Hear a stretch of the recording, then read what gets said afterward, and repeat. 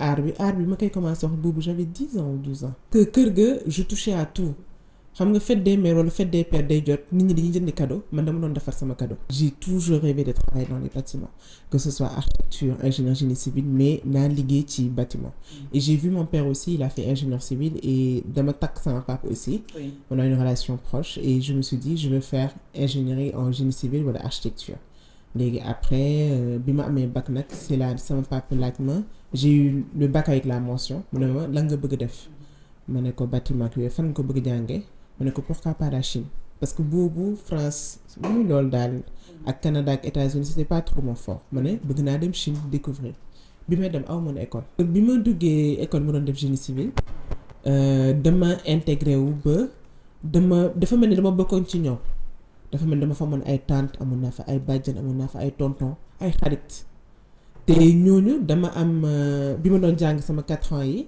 notes yi ma amoon ak intégration ma intégré journée culturelle bu amee man maay organiser problème bu amee man la ñuy woo képp ku dégg français problème boo munti am office man lay woo. man nag sama diggante caméra daa yàgg trop.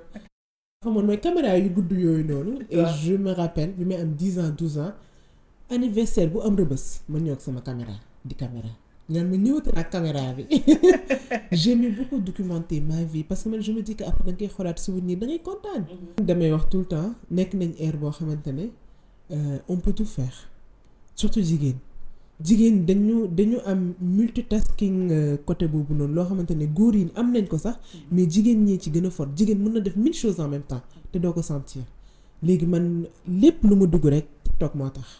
podcast Fati nouvel épisode mbokku internautes yu FD Média maa ngi leen di nuyu di leen ziar di leen dalalati te itam di leen jaajëfal ci safo bi yéen a ngi wéy di topp chaîne bi puisqu'on a atteint les 50 000 abonnés ñu ngi leen di jaajëfalaat bu baax encore une fois tey nag c'est un plaisir ma dalalaat beneen soxna gars yi j'ai vu dans les commentaires am na ñu ma naan góor ñi kañ la ñuy ñëw di ngeen ñëw ci kanam mais temps yi moom baal ñu booster soxna yi ba ci kanam tey nag ki ñu dalal c'est un plaisir man personnellement dama koy topp pourquoi parce que elle fait du contenu et vraiment c'est une sénégalaise boo ko seetaanee tu es vraiment yow si sa bopp yow bi koy seetaan da ngay bëgg et puis elle fait partie des rares personnes yu ma xam yuy wax mandarin maanaam chinois da koy làkk ci bu gën a oyof mandarin la ñuy wax mais ñu bari fii dañ naan chinois en tout cas Maimouna Thiam borom aar bi jaayul c'est sa signature à la fin de chaque vidéo Maimouna nuyu naa la am naa mbégte. fay naa la Fatim. c'est un plaisir ma lay dalal ci suñu studio. le plaisir est partagé. aywa nu ñu waxee te encore aar bi jaayul en mandarin. Ichou bu mag. aar bi mosul a jaay. comme ni mu koy waxee donc Maimouna maa ngi koy wax sànq mu bokk nag ci créatrice de contenu yi ñu gën a xam fii ci Sénégal pourquoi parce que elle fait un travail de qualité. ma am mbégte di ko dalal ci suñu studio ñu fas yéene seq waxtaan une conversation vraie mais am yaakaar ne di ngeen ci jëli lu bëri puisque ñi koy topp bëri nañ donc Maimouna ma première question moom may laaj ñëpp yow la kan Maimouna fan la juddoo fan la jàngee fan la c'est qui Maimouna. Maimouna c'est une personne assez simple bëri kaf bëri ree toujours joviale. Et j'ai 29 ans, née à Dakar, yaroo diggante Dakar Ndar ak Rebeuss. waaw samay kër maan. donc am nga toog Ndar wala am nga ci. non Ndar moom xaaj bi jëlee sax 60 wala 70% damay siisu foofu. est-ce que du loolu mooy indi élégance bi ñuy gis ci Maimouna ak la prestance. bon am na ñu koy wax. parce que dañuy ne Ndar foo ko romb bu waxee. yenn saa yi waxin bi may wax sax dañuy naan xanaa ndar nga jóge sama maam fa la nekkoon fa laa doon vacances fa laa jàngee daara loolu yëpp Ndar la woon. macha allah waaw j'ai eu mes plus beaux souvenirs là-bas. macha allah merci beaucoup ñu ngi nuyu waa Ndar yëpp di ñu bàyyi xel donc Maimouna yaa ngi ko wax nga juddoo Ndakaaru màggee diggante Rebeuss ak fi nga xam ne moom mooy Saint-Louis bëggoon naa nga dellu si un peu ci sa enfance pardon say parents ban. xale la Maimouna nekkoon. xale bu xaw a terrible. ndax man lu ma jot dama daan yàq. sama yaay da daan nëbb ay ciseaux nëbb ay bagages am ndax lu ma jot rek modifié naa ko xool lan laa ci def rek yàq ko. mais après école ma daan nekk aussi dama daan jàng j'amenais de bons résultats dañ ma daan jox ay prix livre bu ñu ma jox nag jox ma prix nag ma maye ko ndax man du ma lire. doo lire. dee leen lire nag mais man du ma nitu lecture man je suis beaucoup plus vidéo photo créativité genre boobu noonu. d'accord mais lecture moom nekkul woon sama fort. sama yaay nag yar ñu aussi si yaru militaire laa ko mën a woowee da nga daan yeewu jànk nekk fi ñàkk fi nekk togg añ togg reer teg ataaya bale fomp vacances bu jotee mu dàkk jànk yi dàkk ñiy fóot ñëpp. ngi sumb di fóot maag sama mag ñu ko doon aw awle genre boobu daal éducation boobu noonu sama copine yi sax école yenn saa ñu daan dem soirée wala fenn mu ne may mim na doon def ma ne maa ngi doon dër fataaya wala maa ngi doon roulé neem yooyu daal laa nekkee woon ba may am 17 ans. bi may quitté Sénégal. d'accord donc 17 ans nga quitté nga génn Sénégal. waaw sànq yaa ngi koy wax xale bu xaw a sopp mais. sopp nangu woon jàng. waaw yaroo ci sa keppaaru waajur ban souvenir nga gën a garder ci sa enfance ci période boobu.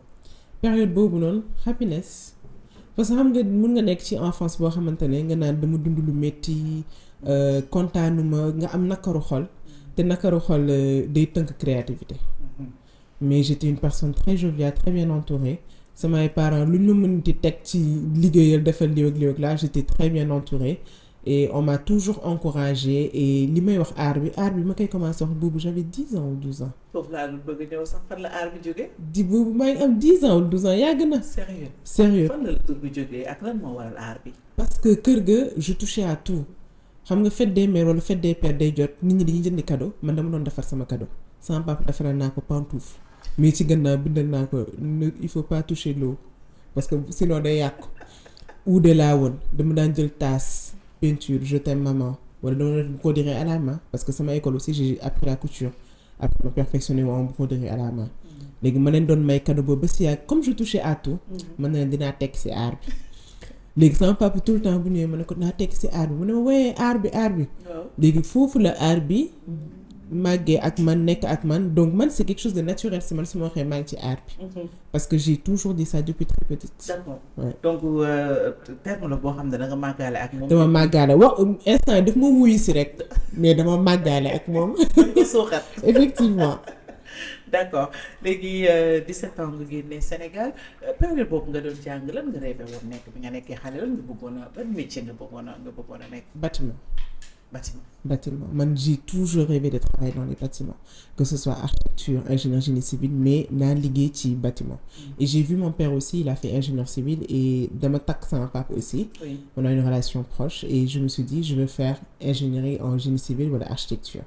Léegi après bi ma amee bac nag c'est là sama papa laaj ma j'ai eu le bac avec la mention mu ne ma lan nga bëgg def ma ne ko bâtiment ak yooyu fan nga ko bëgg jàngee ma ne ko pourquoi pas la Chine parce que boobu France muy loolu daal ak Canada ak États-Unis c'était pas trop mon fort ma ne bëgg naa dem Chine découvrir bi may dem aw ma école. bi ngay dem Chine amoo école. Et puis tu avais 17 ans. J'avais 17 ans, j'avais même pas encore 18 ans. Nan nga préparé yow ak voyage bi à 17 ans comme yaa ngi dem amuloo école, c'est presque partir à l'aventure quoi. Voilà, on était parti à l'aventure. Franchement, moi je l'ai bien vécu. Je suis une personne boo xamante ne je suis pas trop pessimiste. Lu am rek baax na lu yàlla dogal rek alhamdulilah baax na. Léegi j'ai dit à mon père ñu dem xool s'il y a pas quelque chose qui me plaît je reviens au Sénégal, il y a pas de souci. Donc bu ñu dem on avait un visa de 2 semaines. yow kan la woon mag sama papa. yéen a ànd. ñoo ànd. balaa ñu dem nag daf ma ne defal ma présentation ban école nga visé ñaata la ñuy fay comment ça se passe ak yëpp ma dem defal sama papa fichier yëpp bu mu baax moom homme de principe la. boobu def nga sa ay recherche ba pare boobu bi ma ko waxee Chine ba pare mu ne ma demal indil ma. li may convaincre ma ànd ak yow Chine. ma dem defi recherche mu trouver benn école def yëpp ma ne ko gis naa école bi temps la ñuy fay par année nii lay demee formation bi 4 ans la. lii laa war a njëkk def balaa ngay def lii ak laa mu ne ma d'accord ok comme ñu dem bu defar ñu def procédure ñu dem pour 2 semaines bi ñu demee y avait une connaissance qui était là-bas aussi ça c'était une de mes voisines elle était déjà là-bas kooku moo yokk tax sax ma ne mun naa explorer Chine léegi bi ñu demee foofu noonu toog mu xool ma bëgg inscrire ci école pour def génie civil ñu ne ma inscription yi jeex na boobu août la woon mois d'août nga dem mois d'août laa dem boobu bac parce que bac résultat yi juillet la génn en 1 semaine 2 semaines laa defal visa rapidement ñu dem pour 2 semaines. boobu ñi war a dem sax jàngi yeneen. ñi dem jàngi ñëpp préparé nañ. nit ñi bi ñuy am bac ñoom ñëpp xam nañ fi ñu dem man xamaguma woon. waaw dama doon xaar sama papa naka la féete ak yooyu yëpp léegi nag bi ñu demee egg foofu école bi ne dëj tëj na sama papa ne dans tous les cas da nga war a jàng chinois parce que yaa ngi fi ma kaas ma siisu waa papa j'ai perdu temps waa lu tax may jàng chinois sama morom yëpp commencé nañ man bi may jàng chinois ak yëpp mu ne ma non non mu ne ma la vie c'est pas une course mu ne ma tu n'es pas en compétition. La vie c'est pas une course. Voilà, tu n'es pas en compétition. mu ne lii nii boo ko jàngee doo ko rëccu parce que tu es dans une ville boo xamante ne on parle cette langue te boo demee ci dëkk boo xamante ne nit yi loolu la ñuy def da ngay ànd ak ñoom di ko def. ma mère ma ne ko waa ba tey grave mu inscrit ma beneen école en plus mu inscrit ma foofu ak yooyu batale ma ak ay nit. mu dugg dortoir ma bokk ak benn femme bu jugee Bangladesh suma juumul. bu jugee Bangladesh ma bokk ak moom néeg bi. ma nekk ak foofu.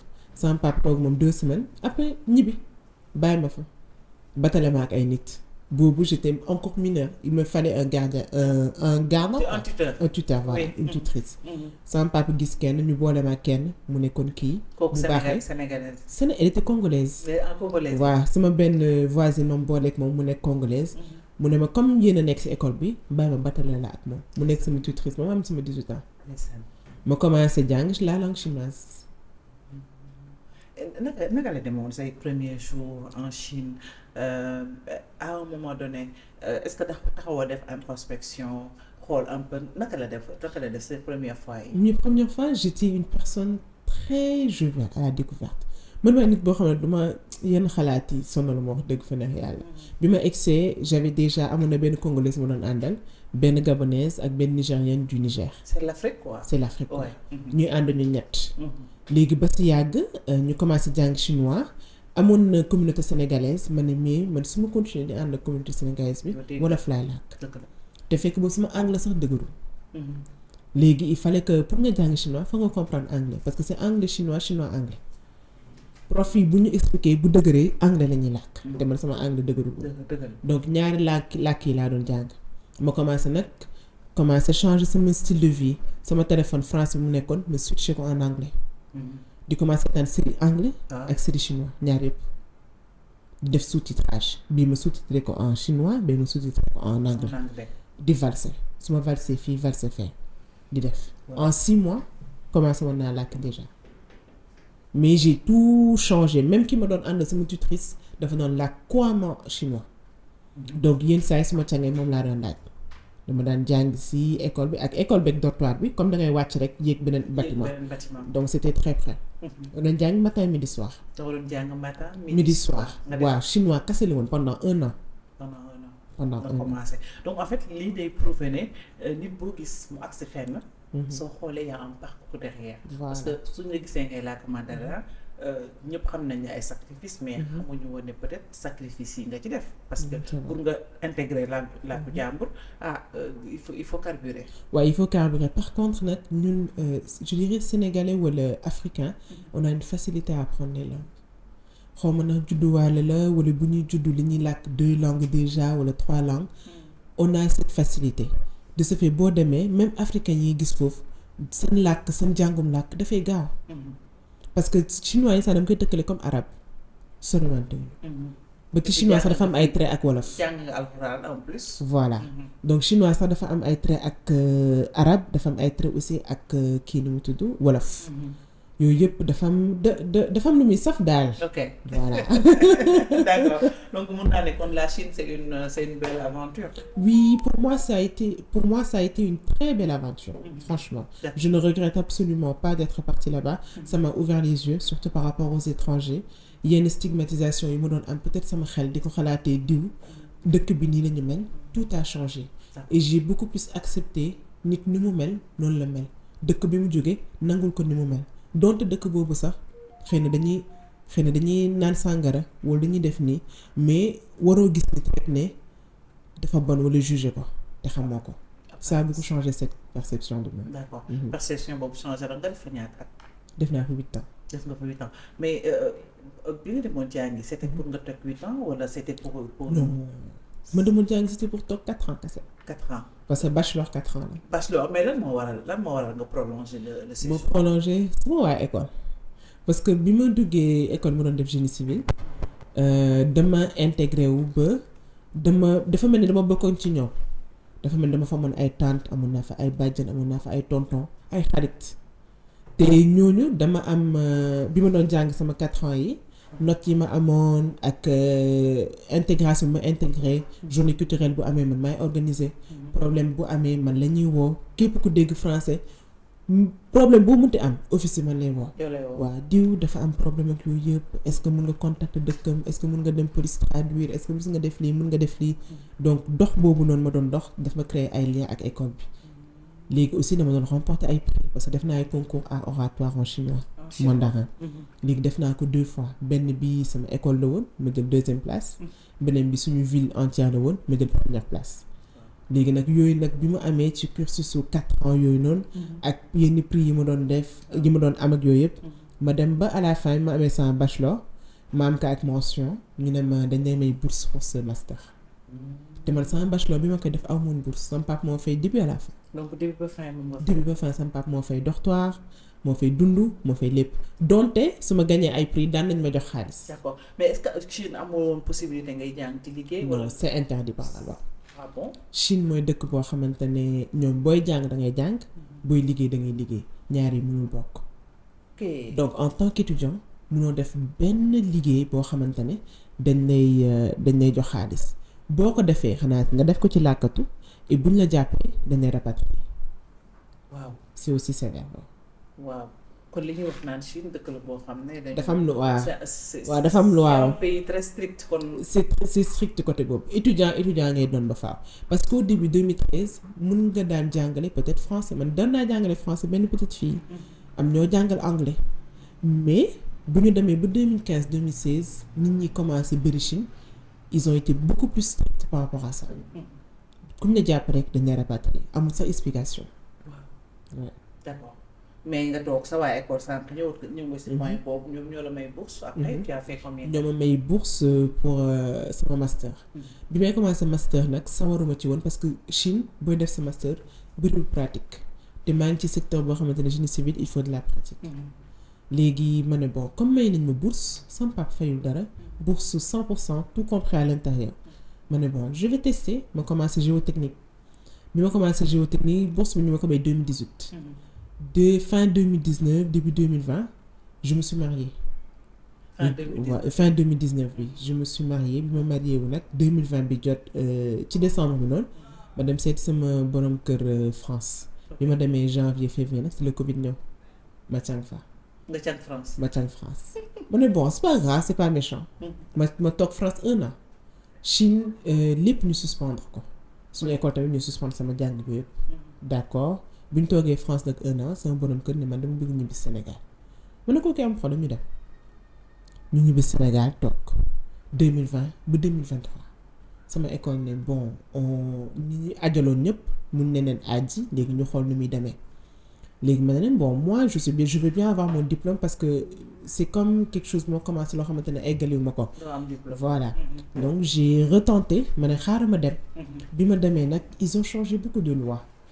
ils ont changé beaucoup de process naka ngay defee école naka ngay def ba kii nu mu tudd graduate ak yooyu yëpp ça a beaucoup changé léegi nag bi mu changé nag ma toog fa espèce u 1 an fekk boobu maa ngi doog am sama taaw nag ndeysaan ma bàyyi ko fii je pense il avait 4 mois ou 6 mois nga bàyyi ko Sénégal ma bàyyi ko Sénégal ndeysaan ma ko bàyyi Sénégal ma dem après ma toog fa 1 an ma ñibbisiwaat bëgg eggali yëpp à distance ma toogee bëgg eggali à distance nag après ça s'est pas bien passé avec le superviseur ak yooyu yëpp j'ai pas pu aboutir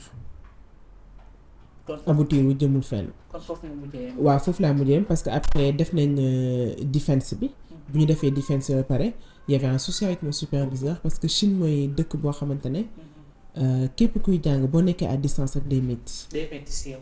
day métti si ñoom day métti si yow. sama superviseur par exemple ñun maa ngi waroon def sama defense en juillet. juin. man pare naa sama thèse ma doon bind avril ba jox ko. ok ba mu ne ma d'accord c'est bon defoon naa sama thèse bind naa yëpp ba mu jeex ma ne ko mu ne ma ok c'est bon kon man avril féex naa. mai jot juin jot desul lu dul défendre ma dem ci comité bi défendre ne ma xanaa superviseur gisul sa thèse mais pourtant moo ko validé sama superviseur ñëw si gannaaw après di wax non changé waatal lii mu ne ko mais man bi ma la ko joxee avril pourquoi tu n'as pas dit que fii baaxul mu rectifier fii baax na fii rectifier ma ne ko man ça me pénalise et je sais que rectification yi ma jox du tax ma jàll ma ne ko parce que ça c'est un travail boo xamante ne il faut que me reprendre tout à zéro procédure ak yooyu absolument. après bah j'ai échoué ça j'ai pas honte de le dire j'ai échoué et après j'ai dit bon c'est pas grave Ouais. dans tous les cas je peux L'échec, retenter c'est une expérience. bien sûr moi je l'ai bien vécu Mais Mais quand tout même le pour monde. quelqu'un qui était habitué à avoir des mentions. des mentions oui c'est un Bravo, choc c'est un choc. c'est vrai jàngkat su échoué. c'est un choc garaawul on gère mais bu nit ñi demee du gère rien du tout. c'est vrai par contre Chine moo ma formé ci loolu parce que Chine bi ma def sama bachelor parce que sama lañ doon am yenn saa nag ma toog ma dem rattrapage ma xam ne bii du Sénégal de bii du même chose mais loolu ça m'a beaucoup forgé ma ne c'est pas la fin du monde man su ma échecee na ma wax c'est pas la fin du monde parce que master bi jàllul ma ne mais c'est pas méchant parce que man ci Chine ci bi ma nekkoon France commencé woon naa benn formation wu design intérieur parce que j'aime tout ce qui est créatif bu demee ba ci bâtiment aussi dama ciy gën a sawar man commencé woon naa beneen formation mais échoué géotechnique bi ma ne c'est pas grave je vais faire une autre formation Pourquoi tu n'as pas retenté présenter thèse bi. thèse bi dama dem ba ne jaraluma ko woon parce que après dama ne à la fin dinañ ma jox diplôme bi mais après li ma si jàng bëriwul parce que lépp maa ko doon sama te amul aucune pratique ma ne je sens même pas que diplôme bi je le mérite suñ ma ko joxee ma ne nii sax ma gënal. Mais le titre mais c'est important. waaw le titre c'est important mais après est-ce que tu sens que jàng nga ko est-ce que tu sens que amul na njëriñ ma ne garaawul bàyyi ma def leneen loo xamante ne peut-être na ma gën a passionné peut-être naa sentir su may wax ni jàng naa lii du doon syndrome d'imposteur. mooy lan ci lan nga dem. Instant yi dama bëgg dem ci beaucoup plus structure calcul yi structure ak mécanique bi yooyu genre yooyu noonu. D'accord. Mais j'ai pas encore entamé parce que je choisis enfin là c'est beaucoup plus femme au foyer maman toppatoo samay doom un peu après ma ne jàng du bees. D'accord. wiiri jaare naa dinaa ko mës a defar. Voilà mi ngi noonu donc may une belle expérience en Chine avec ses hauts et ses bas. Effectivement. Et c'est tout à fait normal. nga génn sori sa ay waajur nekk xale di jàng. Parfois day baax parfois aussi day metti. Voilà mais comme li nga wax reculer pour mieux sauter. sauter. Mais bi la loolu bi nga defee sa thèse après ça n'a pas marché la thèse pardon. da nga choisir ngeen ñibbi si waat Sénégal. boobu fii la ma fekkoon. waaw fii la ma fekkoon ma défendre. fekk boobu jëfe naa ak décalage bi dama doon yeewu 4h du matin. wala 3h. yeewu comment tu t'organises et puis tu t'es maman femme mariée. yooyu mais en fait man je me dis nit laa boo xamante dama wax tout le temps je suis hyperactive.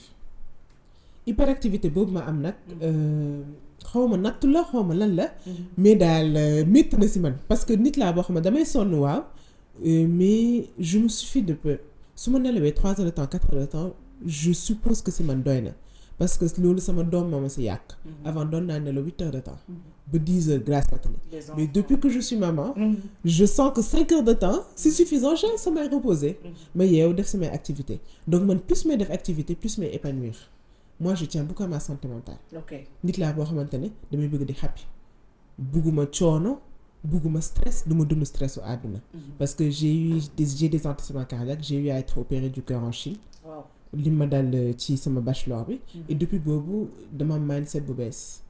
du ma stressé du ma toppatoo loo xamante sama yoon nekku ci du ma am nakaru loo xamante ne sama yoon nekku ci sama yaay sax yenn saa mu yeewu wax ma benn problème.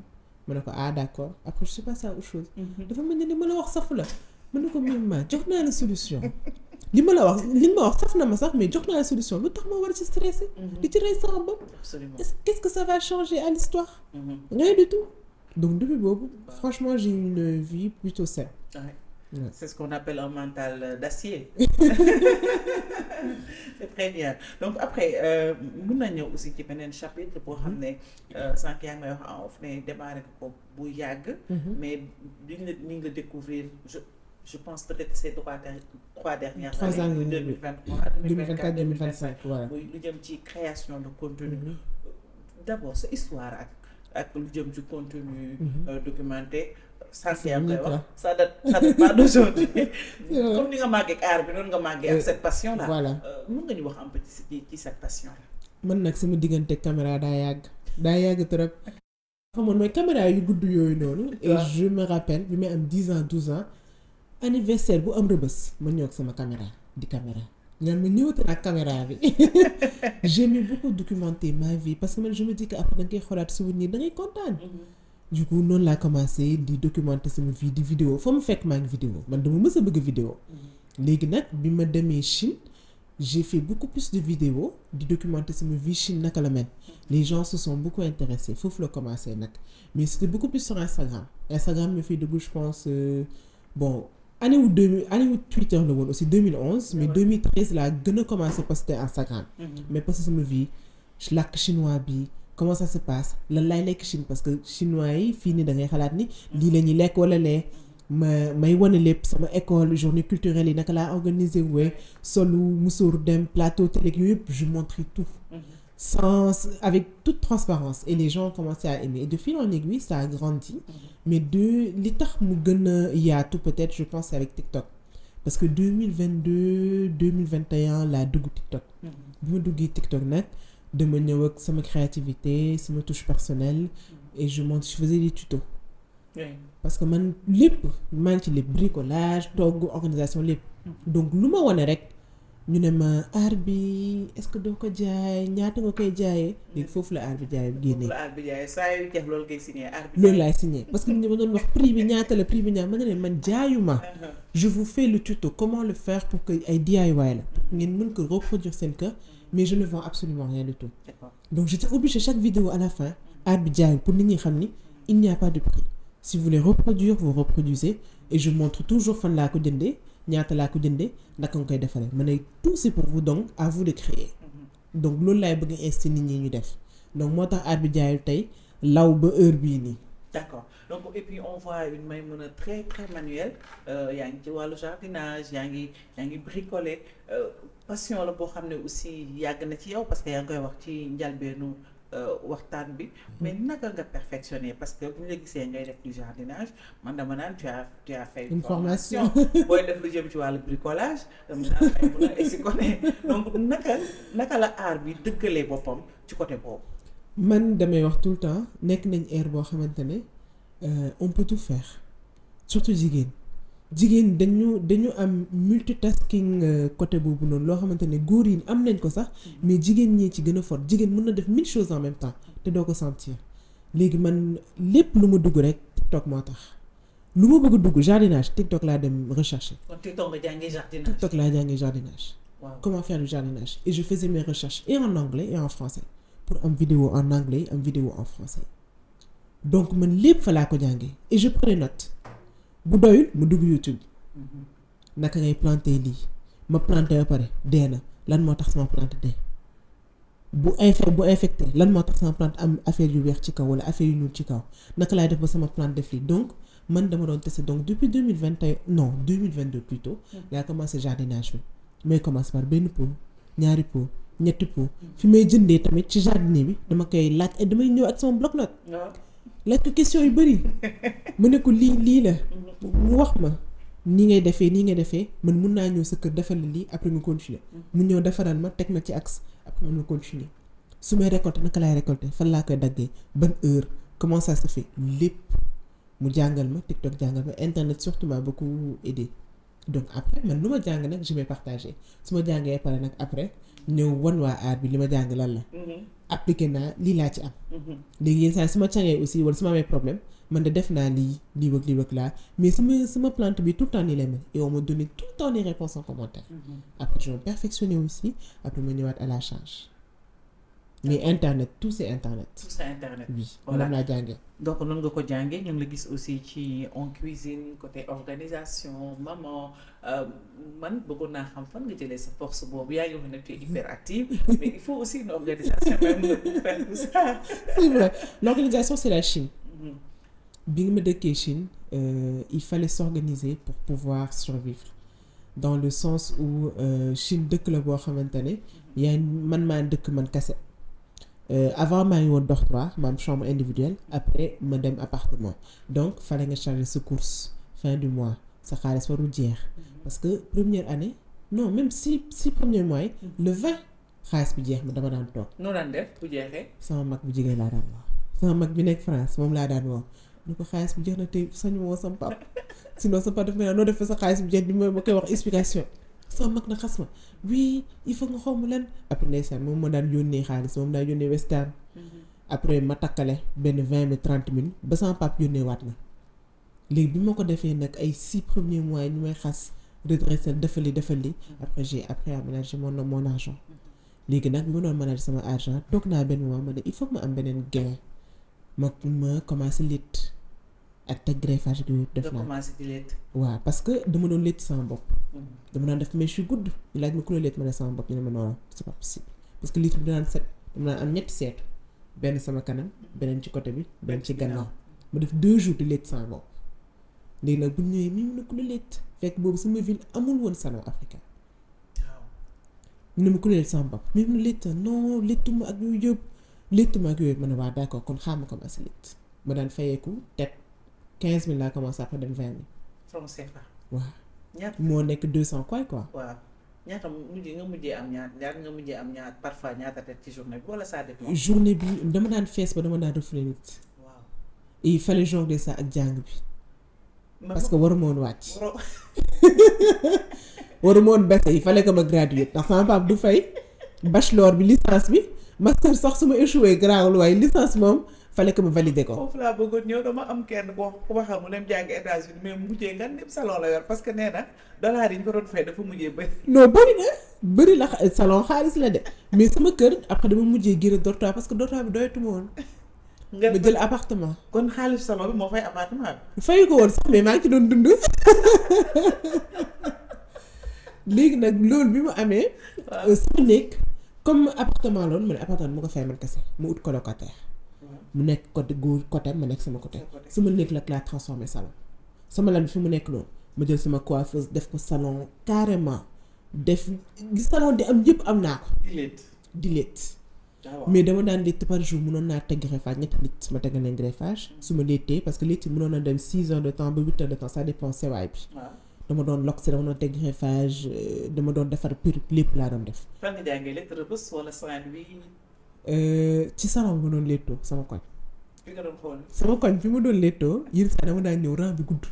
mën na léegi su ma leen jàppalee est-ce que dinaa gaaw toog. waaw may wàccee. may wàccee di wàccee ba toog léegi wàccee boobu moo indi ma létt sama bopp.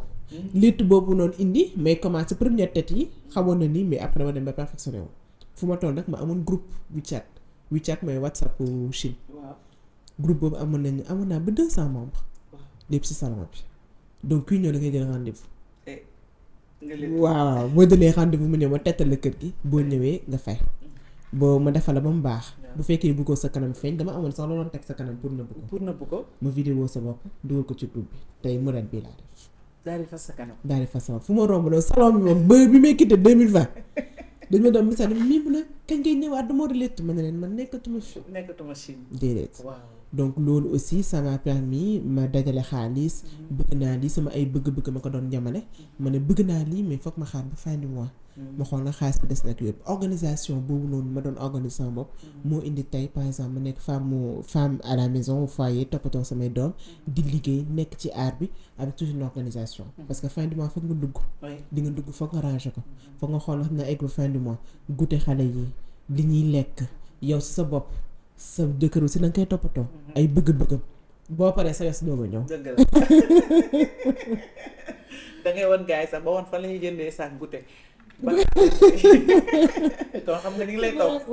c'est très bien macha allah donc ngay créer sa ay contenu mais à quel moment nag. la collaboration yi commencé véritablement parce que gis nañu nga defal ñu ay vlog un peu des petits reportages. voilà yoo xam ne. vraiment yaa ngi ko doon def gis nañ la si baal bi gis nañ également ci ak yeneen collaborateurs yu ci mel ni banque islamique et autres collaboration bi kañ la juddu véritablement et puis nan ngay organiser woo d'accord mi ngi juddu ay côté 2021 2022 parce qu'avant dañu ma doon approché tout le temps di ma laaj mi mun a est-ce que mun ma defal placement bi ma naan non lu ñu wax non wala ma ko doon def gratuitement léegi nag ñu dem ba affaire yi commence ni ma koy laaj ma ne ok pourquoi pas faire une grille tarifaire on commence comme ça ma def grille tarifaire bi def mode de fonctionnement parce que man dama am charte ni may fonctionner. D'accord. Donc grille tarifaire bi mooy ànd ak mode de fonctionnement ànd ak sama statistique page.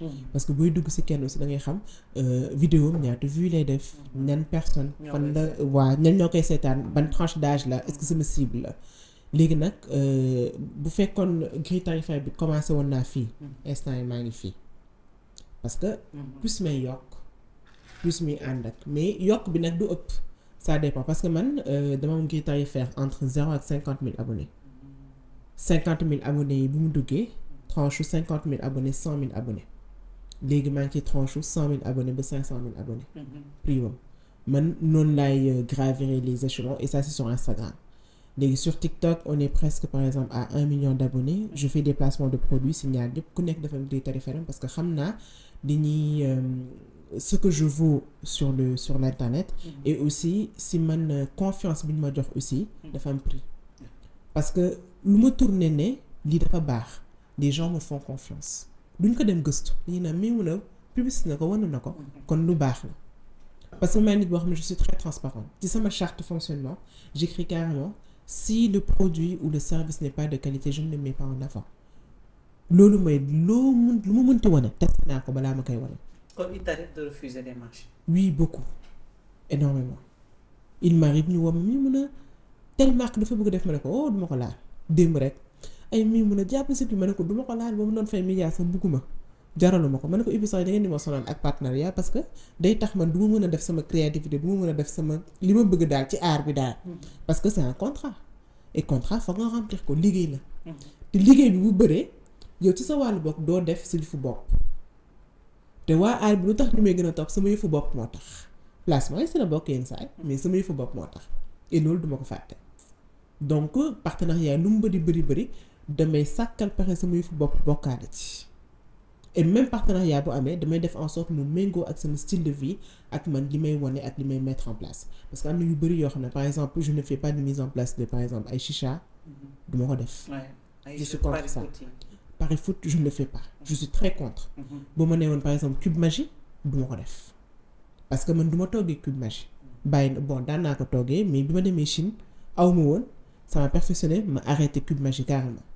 donc genre yooyu noonu yëpp du ma ko def su ma publicité dara loo xamante ne baaxul damay dem carrément ci marque bi ne ko gii ma publicité bi ma ko doon jox baaxoon na mais dañu dem ba ci biir ñu revenir ma parce que man samay abonné dañ may revenir. ne ma ñoom nag testé nañ tel produit. avec des retours. avec des retours.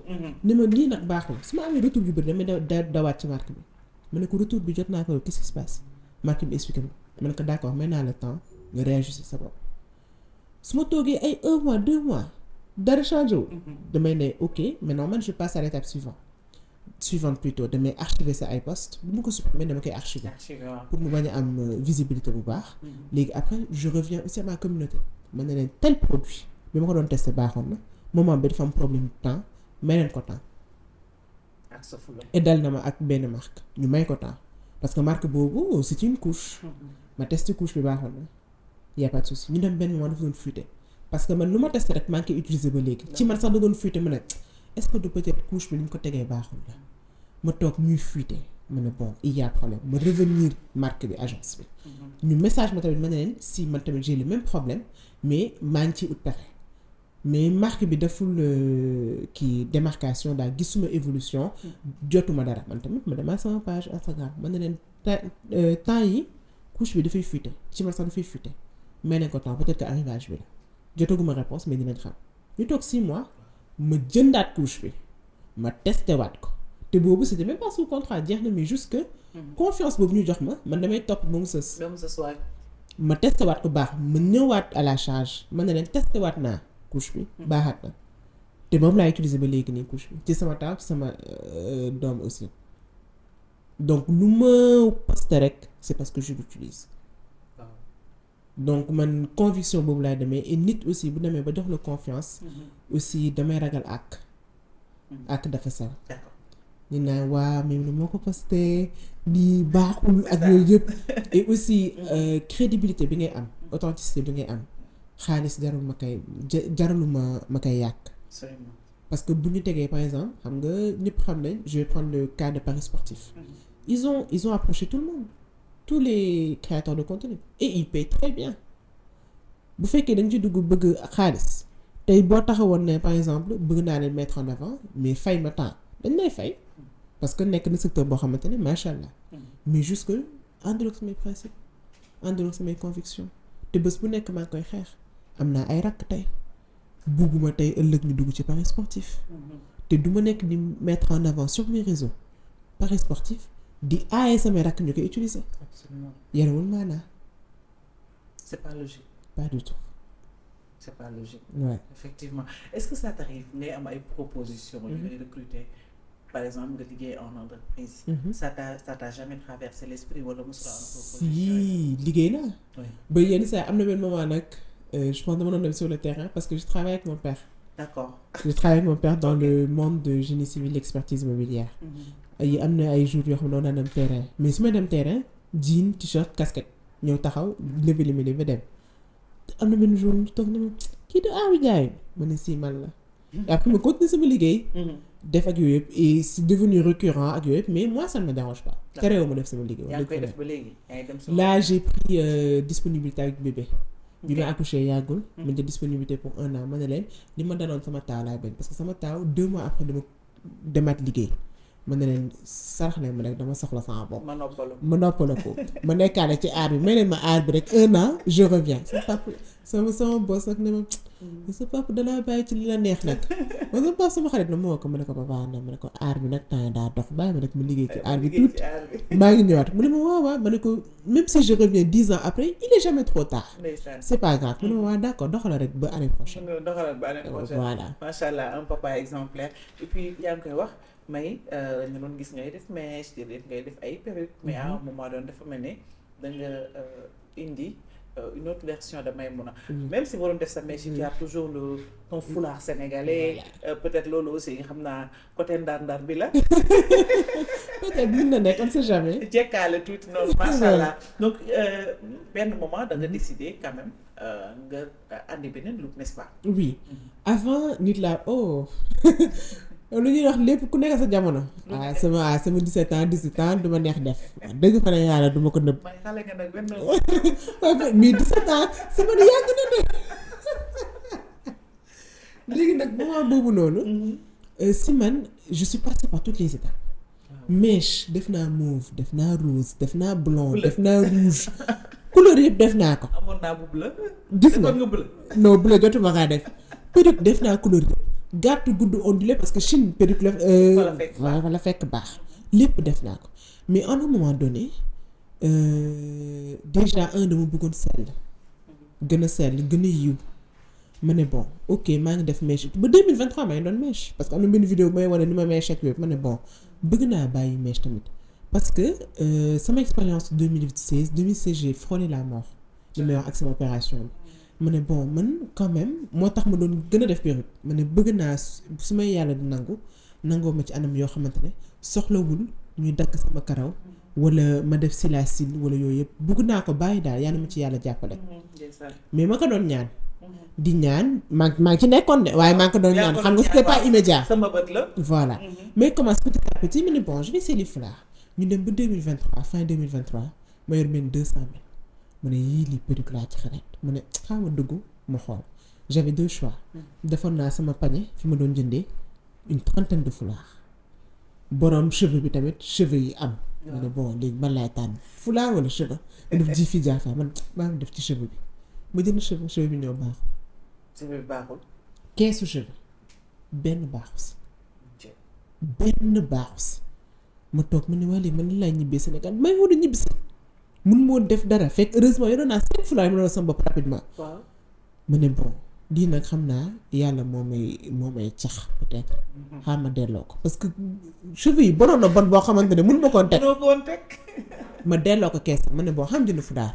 mu jënd foulard yi mu jënd une 30aine mu ñëw ma commencé foulard fekk yoroon naa 2-3 cheveux vite fait encadré wu yàgg mu ñibbi Sénégal ma commencé cheveux foulard mais cheveux bi doon métti sama bopp.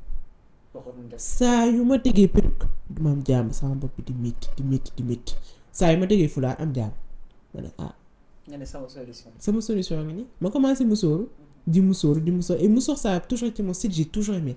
même Chine su ma daan représenté sama Sénégal fu mu munti dem yëre olof yëre olof musóor suñu école nag loolu kese lañ doon xaar fu ñu amee activité rek ni ma mii mun a amatu lañ ma doon amatukaay xam am nañ activité ak yooyu yëpp est-ce que am nga yëre donc man saa mu daan dem Chine valise yëre olof ndax événement bu nekk yëre bu beesam léegi si laa commencé def foulard mais muuru jotagul woon ñaan naa ko yàlla oui mais style bi moom laa gën a nekk à l'aise et damay bëgg par exemple di sol loo xamante ne jot na ak loo xamante ne su ma génnee si mbedd bi du ma rus a sëgg ci kanamu kenn. Absolument.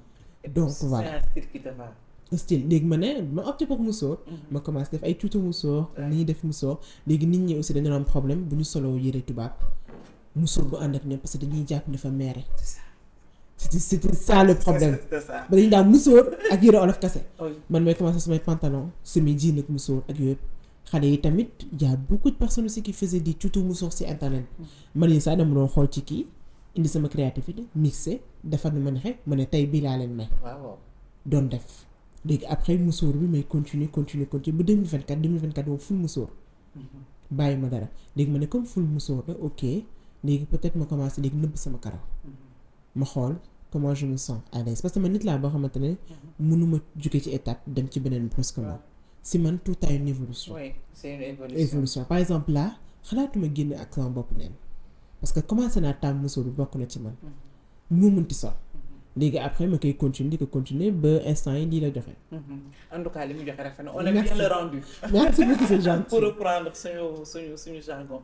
Voilà donc on est presque à la fin de cet entretien Maïmouna Arbi tey soo xoolee si sa ginnaaw si tu regardes par exemple dans le rétroviseur. Ban sentiment ngay am ndax amooy regret nan nga comment te sens-tu?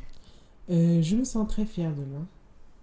Si samay échec ak si samay réussite yëpp et aussi je me sens je dirais béni ci entourage ma am parce que nit xam nga di nga commencer dara nga ci nekk nga am passion nga am créativité bi nga am talent bi mais say mbokk wala kenn du la jàppale kenn du la si taxaw te man ñëpp ma taxaw mu nekk sama famille mu nekk sama belle famille mu nekk sama jëkkër ñëpp kenn desul ñu bëggee dugg ci art bi ñëpp ma jàppale donte au début sama yaay doon na wax nëbbatul parce que raxu la ñu woowee sama kër. waaw raxu nëbbatul waaw da nga ñeme écran ma ne la ma teg ko am benn journée ma teg ko ma ne ko sa doom yëpp man maa ci gën a fës ma ne ko man bi may pëjëm boobu maa ngi am 4 ans 5 ans boobu immaculée conception la woon ma ne ko te pëjëm boo seetloo musuma taxaw ci gannaaw ma ne ko man tout temps ci kanam bi wala ci digg bi ma ne ko kon man yàgg naa fës ma ne ko te nag njaboot di nga ci am ñenn ñoo xamante ne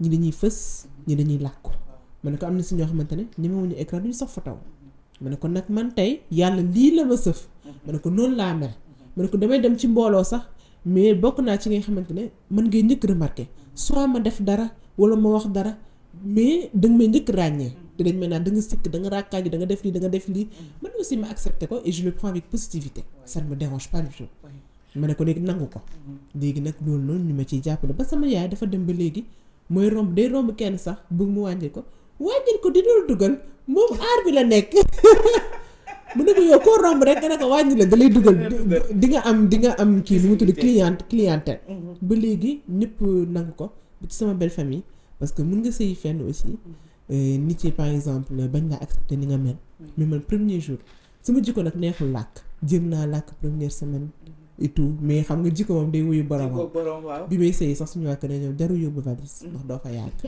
waaw parce que jikko juste ma demee nag ñu accepté ma comme je suis wax dëgg fa neex yàlla tout le monde sama jëkkër aussi di ma jàppale que ce soit si art bi entreprendre lépp bi ma lay art bi moom wax tu te perfectionnes et yenn saa yi balaa may dugg ci quoi que ce soit dama koy laaj ma ne ko entreprise diw bii de approché nañ ma lii wëg laa su ma xamul tamit damay recenser parce que diw mun na la approché entreprise yu baax nga foog ni baax na nga laaj diw mu am ay non-dit nga ñu naan la maytul dañuy def fii ci suuf maytul lii ak laa donc loolu aussi nekk loo xamante ne ma koy rafetlu et franchement c'est une fierté. li ngay wax ni c'est tellement important c'est tellement intéressant xale bëgg dara ñu jàppale ko parce que par exemple bu fekkee da nga nekk jàngkat nga yore ay appareils dañ naa noo am na ay parents yoo xam ne du ko accepter en fait wala ñu étouffer dans l'œuf par exemple xale ak talent woo te ñu étouffé ko. dañ ko étouffé parce que boo dee wax ñu naan la noppil dangaa bëri wax et cetera donc finalement xale bi day frustré ba day voilà effectivement day frustré parce que man le conseil que dont je me rappelle ndeysaan bi may 17 ans sama papa bi ma bàyyee woon université mi ndeysaan mi may yedd ma ne bàyyi naa fi mais sama papa bi mu dem mu ne ma sama xel bu fekkee si yow la dal na parce que 17 ans nga xale nga mais doo xale responsable nga mu ne ma tamit yaa ngi dugg moment yoo xamante ne université la ce sera tes meilleurs moments de ta vie parce que après responsabilité day dugg mu ne ma jàngal certes mais foowal mu ne jàngal mais découvre demal jàng loo xamante ne xamul ko woon épanouis-toi parce que période bii rek bu lay échappé c'est fini dootoo amati période bu mel nii sa àdduna sama pap ni ma ko waxee jàngal foowal ñaar yëpp laa def dama naan foo ba kontaan yenn saa nag Chine ñu def ay rencontres ñu def ay parties bu ñu defee ay fêtes daañu def fête ba 5 heures du matin 6 heures du matin yenn saa ay mercredi soir bu ñu paree mu ñibbi si sangu 7 heures fekk na ma classe ma dem jàngi su ma jàngee ba waat doog a nelaw lu ma dem daan naa respecté samay kii bachelor yenn saa yi ma toog su ma neexul ak yooyu mais daanu moo raté sama examen bu jotee teew naa ma def sama examen rattrapage bu amee ma jàngat pour rattrapage dem bi ma waree défendre tamit sama licence ma défendre ak yooyu ba licence bi jàll ak yooyu yëpp ba sax Chine sax defoon nañu ci ay émission waaw je pense parce que ñu ay émission pour les étrangers en Chine seen vie seen kii ak nu mu tudd intégration loolu sax moo fuité woon benn jour TikTok je pense nit ñi laajoon am na benn jour ñu romb ñuy may way ci TikTok bi ni ma mais aar bi lan nga deful ma ne leen way naa ci écran télé la woon CCTV loolu ma ko mës a fàtte romb naa tamit ngay box lépp aari moom benn dara lépp la ñuy def donc loolu noonu yëpp ñu ma wax ñu may encouragé jën saa ñu woo ma émission télé moo sam pap wala moo sama ay vidéo mu ne mu waa raxu kii la sa gannaaw caméra ma ne ko waa dañuy filmer ay raxu ñeme nga bët ñeme nga caméra ma ne ko santee ko yàlla ma coupé su ma woowee sam pap ma ne sam pap gis ma caméra ak yooyu mu ne ma waaye yaa ngi ci aar bi ma ne ko waa yaa ngi ci aar bi rappelle moi moo ma ne ko papa tey émission mu ne ma c'est très bien ça ak yooyu donc tout le temps m'a encouragé ci loolu musuñu ma après sam pap tout le temps li ma doon wax loo mënti dugg xaalis moom la dara yenn yi ama say principes say valeurs ñu xamee la ko donc moom laa nekkee ba heure bii nii te maa ngi ciy sant yàlla mu ngi ma ciy jàppale bu baax aussi alhamdulilah macha allah lan ngay wax tey sa communauté ñi lay suivre di la topp TikTok di la topp ci Instagram di la topp sax ci YouTube tey lan nga leen di wax tey li ma leen bëgg a wax mooy bu leen ma seetaan ba frustré parce que yenn saa dama nit yoo xamante ne xam nga tayal ak njaxlaf si nit la man dama njaxlaf naturellement am na ci yoo xam ne dañu toog ni man dama bëggoon nekk comme ñoom mais dama tayal am na ci yoo xamante ne mënuñu dégourdiwuñu mais c'est pas du tout grave bu ngeen ma gisee may def jàpp leen seen benn jour boo xamante ne moom ngeen ko mën a def ngeen jël seen rendez-vous ak seen bopp ngeen def ko petit à petit jarul muy gaaw comme man parce que man j'invite pas à la frustration je montre certes sama vie dafa speed certes mais yow yaay seet lan moo la ci intéressé lan moo baax ci yow nga ko ciy def ñi may topp nag 100 à l'heure ñi hyperactif bu leen bàyyi c'est très bien lan mooy projet art bi moom ngeen a jaayul art bi mosut a jaay mais art bi am na ay projet lan mooy sa projet may projet yi bëri na de man chaque jour damay yeew projet am na kenn ku mu tuddee barki de matin Martin day yeew chaque jour di am ay projet rek man nit laa boo xamante ne j'aime tout ce qui est créatif donc dans le monde du design intérieur oui c'est un projet amoon naa benn projet je faisais du crochet à la main dama ko doon jaay en 2020 des produits du Sénégal je vais relancer ça bientôt Inch'Allah je veux bien et ça c'était beaucoup plus pour pas pour man carrément pour am ci xaalis mais pour former des personnes yi nga xamante ne demuñu école parce que Sénégal tey boo gisee ñu bëri demuñu école mais on manque de formation léegi commencé na am ay écoles yoo xam ne dañuy former menuiserie maçon ak yooyu yëpp ba Diamniadio Thiès ak yooyu yëpp mais bëriwul jigéen ñi am nañu école de couture heureusement ak yooyu yëpp mais crochet amul et je faisais des crochets à la main di ko doon jaay bi ma nekkee en état nag sama premier doom ma pause nag ba heure bi ma ne bàyyi leen ma def samay li may def yëpp ci sama femme au foyer avec les enfants ba ñu màgg et après je peux reprendre enfant ça c'est un projet aussi et peut-être d'autres projets yoo xamante ne naa ci xalaat bu baax art bi aussi c'est un projet parce que art bi tey bëgg naa mu law et là je me perfectionne et maa ngi gën a def loo xamante ne c'est de qualité parce que avant ni mu doon filmer ak tey ni mu doon filmer du benn léegi bëgg naa par exemple dugg sur YouTube mais ce sera sur un autre format et avec un autre type de contenu parce que bëgguma plateforme yëpp ñu doon contenu man loolu du lu may neex donc ku nekk boo seetloo Instagram dafa am contenu boppam ak story am au jour le jour TikTok dañuy am seen petit vlog ak petit musóor yoo xamante ne ñoo ko moomal seen bopp YouTube aussi dina am vidéo am yoo xamante ne moo koy moomal boppam ça aussi c'est des projets et aussi dans le monde professionnel je suis maa ngi ciy yëngu expertise immobilière donc mu continuer ko aussi oui c'est beaucoup de choses je sais c'est beaucoup de choses c'est beaucoup de choses mais maa ngi ciy sabablu rek yàlla jàppale incha allah yàlla jàppale la et puis yaa ngi wax ne Chine jàppale na la ci côté yu bëri côté organisation ak entrepreneuriat parce qu'il fallait trouver une autre activité vers la fin et tout mais tey soo xoolee lan nga jàpp ne war nañ koo mën a jàng ci Chine pour gën a mën a jëm kanam parce que xam nañ ne dëkk la boo xam ne mi ngi def ay des pas géants boo leen xoolee tey cette guerre entre guillemets des mots sax laa ko tuddee entre ñoom ak États-Unis wane nañu seen force en fait c'est vrai voilà donc tey Chine lan nga fa jàng wala lan nga fa gis loo xam ne tey amaana mën nañu gën a yokku la langue chinoise je ne cesserai de le dire parce que ñun Sénégal dëkk lañ boo xamante ne dëkku commerce dëkku njaay dëkku trade sénégalais foo dem ci dëkk bi di nga ko fekk mi ngi jaay mi ngi xosu mi ngi def dara te ñun boo seetloo majeure partie bagage yi ñu jënd donte am na ñu dem Dubaï Turquie ñi si bëri Chine la ñuy dem marché yi li ñuy soxla ak yooyu yëpp et ñu ngi dem ci benn monde boo xamante ne on veut faire l'industrialisation on a besoin des industries on a besoin d'un appui et boobu bu ñu amee ay personnes intermédiaires ci digg bi rek day yàqu lan moo tax ñun doomu réew bi ñu jàng chinois mu ñu nekk intermédiaire boobu noonu xeexal suñu réew parce que aussi ku nekk sa réew ngay xeexal plutôt chinois yi tey bu nekkoon ci diggante bi donte dina def aussi lu ñu neex mais dina xool réewam aussi li koy jëmale kanam ñun aussi il faut que ñu placer wu côté boobu noonu ñu maîtriser langue chinoise bi parce que sénégalais anglais jomb ko français jomb ko xam nga ñaar yooyu boo ko yoree téye nga dëkk boo téyee chinois nag c'est le trio parfait absolument boo ko defee ñu mën a aller de l'avant l'industrialisation l'évolution du Sénégal que ce soit dans le bâtiment des usines ak yooyu yëpp parce que fu mu toll nii jubal jubanti la ñuy wax ak liggéey macha allah donc loolu moom bu ñu ci jubboo dina baax. mu ngi doon merci beaucoup may mën a kontaan naa. maa la gën a kontaan suñu invité nag dañuy am cadeau bala ñuy dem.